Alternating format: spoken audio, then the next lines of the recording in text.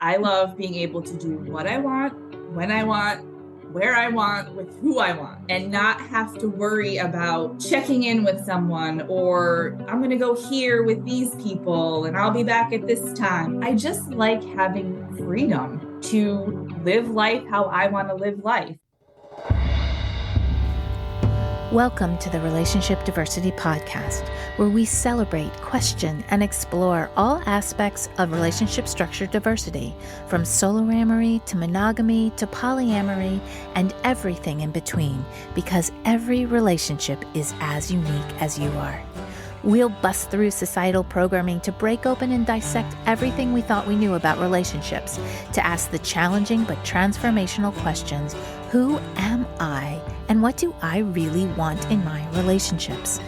I'm your guide, Carrie Jaroslaw, best-selling author, speaker, intuitive, and coach. Join me as we reimagine all that our most intimate relationships can become.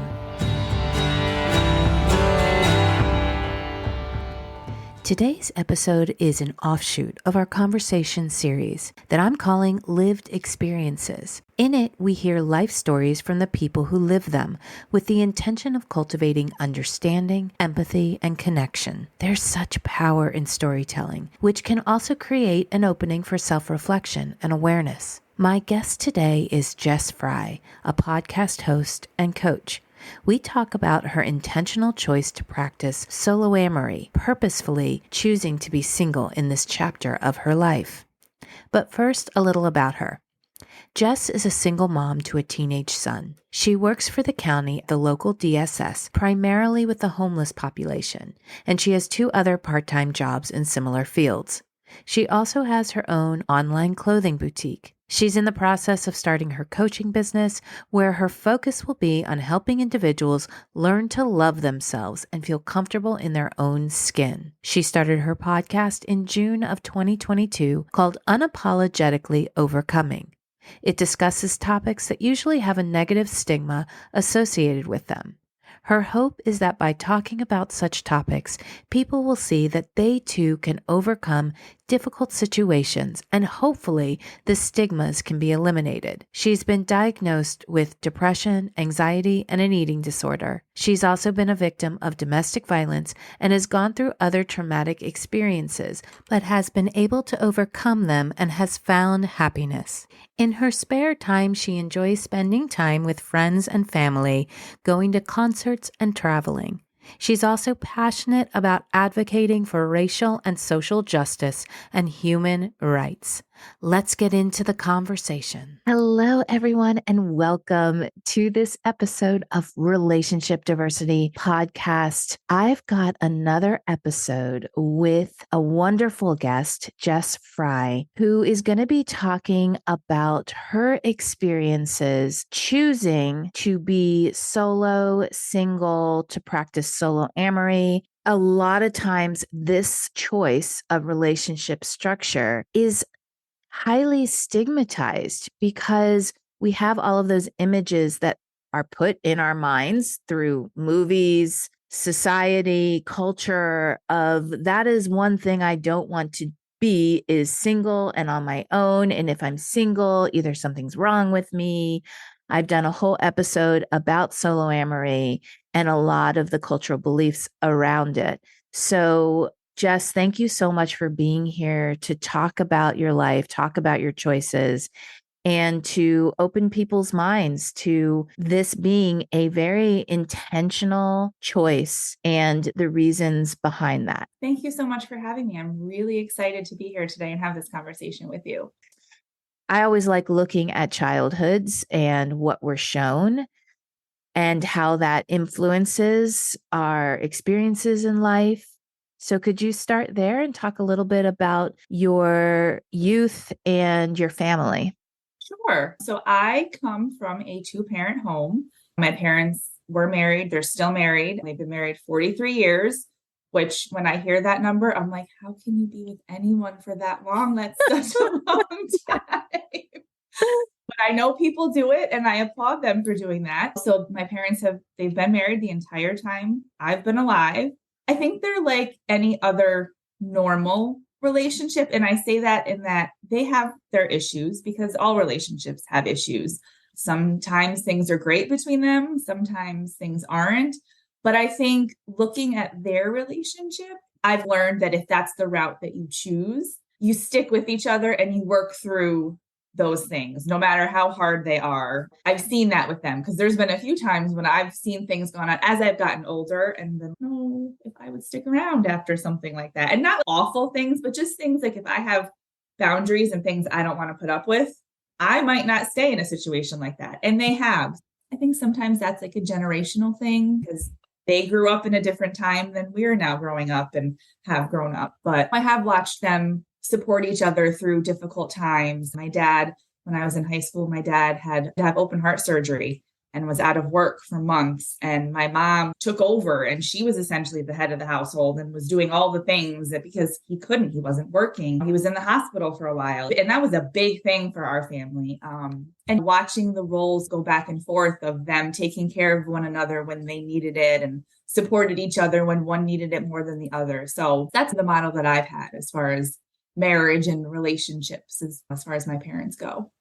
That must have been an interesting experience to see those gender roles reverse. How do you think that affected you seeing your mom take on this role of breadwinner, for lack of a better word, which I don't really like that word, but the person that goes out and works and takes care of the household? How old were you when that happened?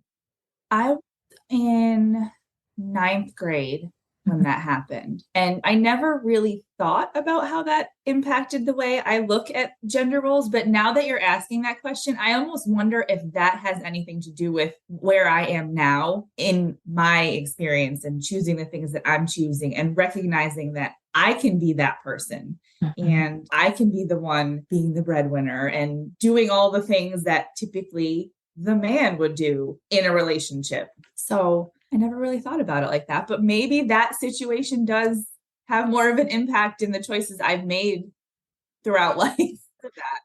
Yeah. And I think my generation, our generation, I don't know if we're in the same generation, but I'm a Gen Xer and I saw the split up of my parents and my mom, who had been a stay-at-home mom, had to go out and get a job and work. And I came out of that thinking, I am never going to depend on a man. It came back to bite me in the butt a little bit, but I remembered being 12 and saying, I want to know how to support myself from the very beginning, which made me a very independent woman and served me in many ways. But then when I was wanting to bring in a co-partner to co-create a life together, I had trouble letting go of control because I had to work through that belief. I had to heal that belief. And did you have any siblings growing up? I have one sister. She's 7 years younger than me. So I'm the older sister. So it's just her and I. And what did your relationships look like starting from teenage years? I had my first real boyfriend in 10th grade, I think. And it was a normal kind of high school relationship. Didn't last very long, but was my first kind of experience of holding hands with somebody in the hallway in between class and that sort of stuff, going to school dances with them. My next relationship after that was my first serious boyfriend. And we started dating not long after him and I broke up. And we were together my last 2 full years of high school and then my whole 4 years of college. So we were together for 6 years. And when we broke up, he was cheating on me and I caught him. So I ended that relationship. I tried to make it work, but he didn't want to make it work. So I guess maybe he ended it because he was like, I'm done, basically. But found out about the cheating. I was like, what's going on here? We lived together. We actually worked in the same place. I thought my world ended when that happened because in my brain, I was like, we're going to get married. We're going to have kids. We're going to live happily ever after. But it didn't work out that way. And I was devastated. I literally felt like my world crumbled around me. And it took me a really long time to get over that, a really long time.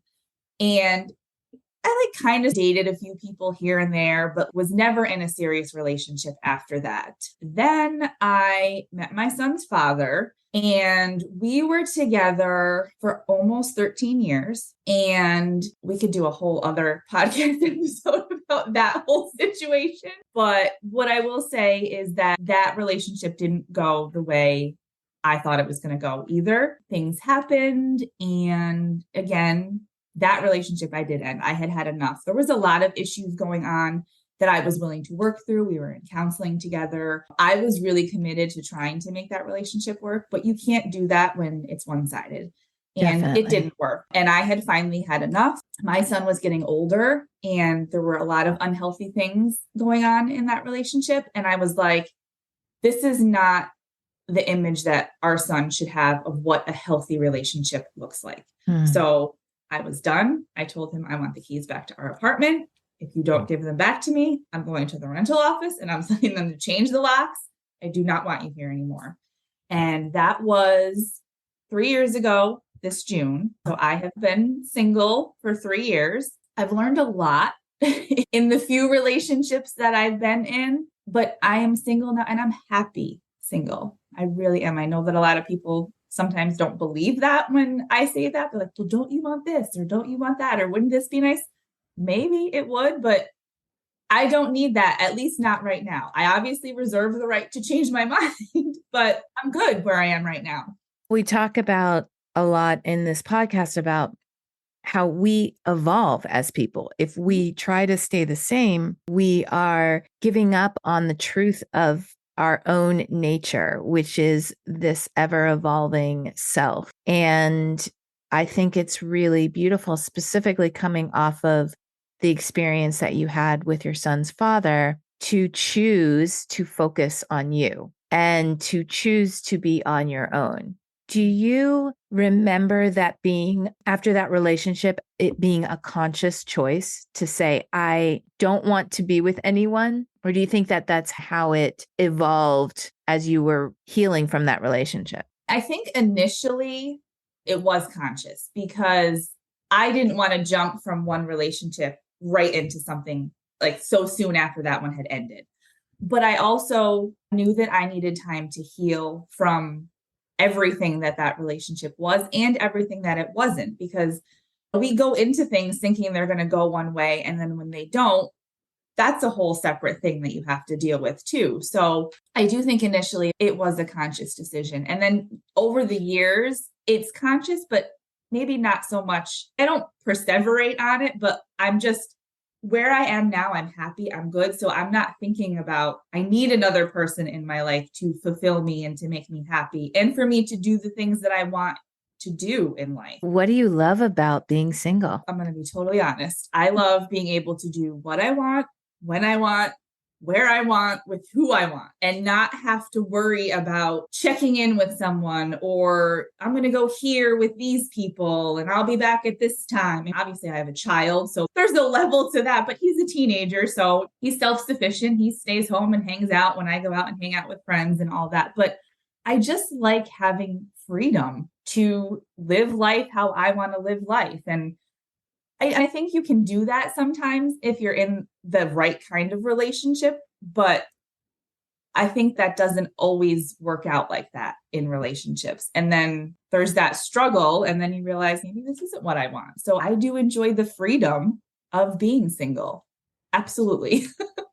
Yeah, I remember the days that I was single. There's been periods in my life that I've been single and absolutely loved it. One was in New York City, and just the freedom of being able to walk out my door and go wherever I want, do whatever I want. And there's so much to do there. Yes. And it was just so fun to be able to do that. And the other way that I've liked in the past, and sometimes I think this comes from a wounded place, not always a healed place, is financially, is that I have liked to have my own autonomy with money. And I've been able to bring that into, the more awareness I have of that, bring that into my partnerships.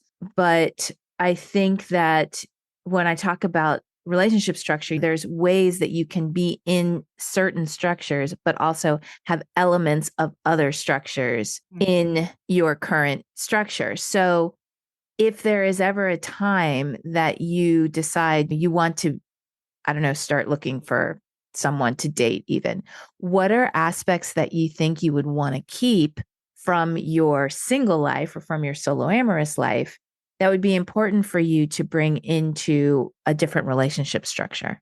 Independence is really important to me. And when you started to talk about how that came from a wounded place instead of a healed place, it made me think of that because I historically feel like I have been let down by other people, especially in relationships. And I feel like at some point, I'm the only one who I can depend on. So when I say independent, that's what I mean. Not like I don't need someone to do these things, but just like I feel like I'm the only one that I can depend on. But I also feel like it's important to still be able to be me and be who I am, even if I was in a relationship. So, truthfully, this may sound completely selfish. And I think I've had a conversation with one of my guy friends about this before, but I don't want to have to change anything about me or who I am to be with someone. If you don't like certain things about me, then you can stay over there because I'm not changing who I am for anybody. I love that. And I think that that is the place to build any parts of your life from. And this is what I love about soloamory is that it is the time to really get to know who you are. And yes, you can do this in other structures, absolutely. And that time, I hear a lot of people who choose to be single and who love it, love that they know themselves or they're getting to know themselves or their goal is to know themselves deeper and deeper all the time. And I think a lot of times when we're in relationship, it's more challenging to set the time aside to know who I am and to be who I am unapologetically, Yeah. right? Sometimes you spend so much time trying to be what the other person wants you to be instead of just being you. And then you wonder why things don't work out. It's because you're not that person that you're pretending to be for them. You're somebody else. And that's no way to be in a relationship with anybody, friends, family, your partner. In these last 3 years that you've been on your own, what are some of the ways that you have gotten to know yourself in a deeper way? I think I've been doing more things by myself, which is something I would never do before. Even something as simple as going to get ice cream by myself. I wouldn't do something like that alone. I just recently in July, I went on a retreat and there were other people on the retreat, but I went by myself. And again, that's something that 3 years ago, I probably never would have done. So traveling alone, doing things alone, taking myself out, just me, even if it's just to do something for myself. You don't always have to do things with other people. And that's hard for a lot of people. And it was hard for me the first time I did something like that. I think I told the story on another podcast that I was interviewed on. I have a friend who's a DJ and he does these parties every month. It's called Wind Down Wednesday. So it's like R&B music, singing, dancing. And I go religiously every month. And there was one month that I was supposed to go with a friend. She didn't end up getting a ticket, but I already had a ticket. And I was like, should I go? Should I not go? And I'm like, I'm just going to go. And I went by myself and I was nervous, even though there's people there that I know from going all the time. But I went and I ended up making friends who I'm friends with now. I see them now when I go. They came and celebrated my birthday with me. So really putting yourself out there and doing those things that you're maybe a little afraid to do. That's what I've been doing over the last few years. I love that because when we get out of our comfort zone, I think a lot of times we can surprise ourselves. What can happen? And I've read some studies that have said that people who choose to be single tend to have stronger friendships, stronger relationships with family or chosen family, because I think that there's some stigma that if you're single, that you have trouble connecting with others or having more intimacy. I'm not talking about sexual intimacy. I'm just like emotional, mental intimacy with others. Yep. And I have read some research that says the exact opposite, and that those relationships with friends, family, chosen family actually solidifies their choice of wanting to remain solo and single, and that they love their life even more because they have deeper relationships that are intentional and chosen. I agree with that, because I do think there are so many other ways that you can have relationships and find, like you said, love and intimacy and all of those things without it being a romantic relationship. Mhm. There's this thought that we've all been taught that you have to be in a partnered relationship in order to experience those things. And it's not true. Yeah. And I think we are right now, and other people who talk about this subject are destigmatizing and starting to show through our lived experiences that there are other ways to look at being single than the cat lady that is like 80 years old with 50 cats. And there's nothing wrong with that. If you're the No, cat there's lady and you love cats and you want to live with your cats, great. yes. Do it. Yes, if that's what makes you happy, go for it. Right, right. Yeah. Because life, I believe, is meant to live in the way for us to find what makes us happy in the best way that we can, because there's so much stuff going on in the world that is not. And claiming our lives to do our Yeah. best to find joy, whether it is in a small thing of just connecting through a phone call with someone or smiling at someone in the grocery store, something really small that can help us bring more joy slowly into the world. So Yeah. I guess a question I have you faced any judgments when you tell people, I'm single, I'm happy being single? What are some of the things that people have said to you, or how they've judged you? One thing that comes to mind is a conversation I had recently with someone, and it wasn't necessarily a judgment towards me, but just like a single mom raising a son. It was that type of situation. They were like, don't you want someone, or don't you feel like your son needs someone in that role, not only to model, again, what a healthy relationship looks like, but also a positive male role model? And it probably wouldn't be a bad idea, but at the same time, there are other places where my son has those positive male role models. It doesn't need to be in a partner of mine. And ultimately, it's not someone else's responsibility to do that job anyway. Obviously, my son, if I were ever to be in a relationship, my son is part of the deal. So they know that coming in. Yeah. But I think that's one of the things that I've discussed personally with people is the importance of having someone there like that for him. I've also had conversations around that whole independent thing. I own my own home, so I cut my grass, I shovel the driveway, I put the garbage out, and my son helps with this stuff. So don't get me wrong. But I do those things and I don't have a problem doing those things. And someone has said to me on more than one occasion about how if I would have difficulty accepting help doing those things. And it's not that I would have difficulty, but again, I've learned not to depend on other people. So maybe if somebody showed up and consistently showed that they could do those things, I may soften a little bit, because I think this stigma is I don't need someone. I don't, to a certain extent, but obviously having someone else to depend on for certain things in a perfect world would be nice. So I think that's that judgment that maybe I put off that energy that I don't need people, but I do need people. But again, that doesn't have to come from a partner. There's plenty of other people in my circle who can fulfill the things that I need if and when I need them. Exactly. Exactly.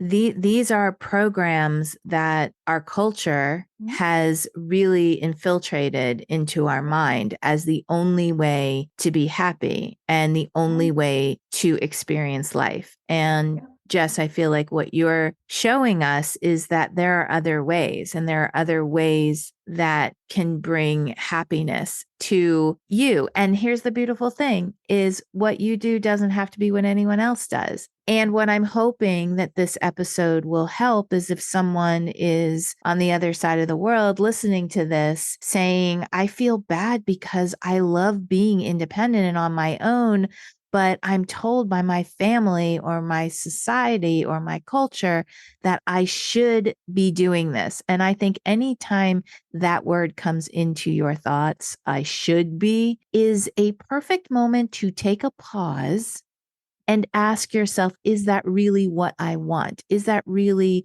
what I desire in this moment? And like you said, Jess, it can change a year from now. You could decide intentionally, well, I think I might be ready to date or something like that. Or you could choose to be single for the rest of your life and be happy and have close friendships and relationships with a lot of other people. And that is perfectly okay and beautiful in and of itself. So that there are so many options. And I hope that if you're listening to this and you feel all the shoulds towering over you, that you'll just take a moment and a pause and ask yourself what you really, really want in this moment. So, Jess, thank you so much. I do want you to talk for a moment about your podcast because you have a podcast and I would love for people to know about it so they could check it out. Thank you. Yes, I do have a podcast. It's called Unapologetically Overcoming. It's available on Apple, iHeartRadio, Amazon, Spotify, and Podbean. And it focuses on topics that normally have some sort of stigma attached to them. I've shared some of my own stories. I have guests on that they share their stories. They share stories of people that they work with and like their businesses and the work that they do with people to help them overcome stigmas. The focus is to hopefully eliminate the stigmas that are attached to so many of the things that people are living through and dealing with, because chances are pretty good that someone listening to any given episode has experienced what that episode is about. And I really just want people to know that they're not alone. And whatever it is that they're going through, they can get through it. And there's something better on the other side. I love that. And I really do think when someone hears, oh, it's not just me. Oh, other people have experienced that. It brings connection. And I think it helps. I know when I hear someone, oh, someone's experienced something that I have, it makes me just take a deep breath and say, I'm not alone. It's not just me. Because I think when we sit in our own minds and we have all of the self-judgments, right? There's a lot of that self-judgments about our life. But when we hear and we come to a space that is accepting and loving, that is incredibly helpful on our healing journey. So everyone go check out Unapologetically Overcoming. We will link it in the show notes so you can very quickly just click on it and go listen to one of her episodes. So Jess, thank you so much for being here and sharing your story and opening people's minds. Thanks so much for listening to the Relationship Diversity Podcast. Want to learn more about relationship diversity? I've got a free guide I'd love to send you. Go to www.relationshipdiversitypodcast.com to get yours sent right to you. If you liked what you heard, please subscribe to the podcast. You being here and participating in the conversation about relationship diversity is what helps us create a space of inclusivity and acceptance together. The more comfortable and normal it is to acknowledge the vast and varied relating we all do, the faster we'll shift to a paradigm of conscious, intentional, and diverse relationships. New episodes are released every Thursday. Stay connected with me through my website, carriejaroslow.com, Instagram, or TikTok. Stay curious. Every relationship is as unique as you are.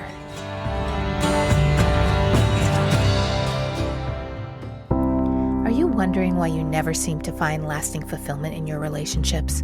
Or do you create the same kinds of relationship experiences over and over again?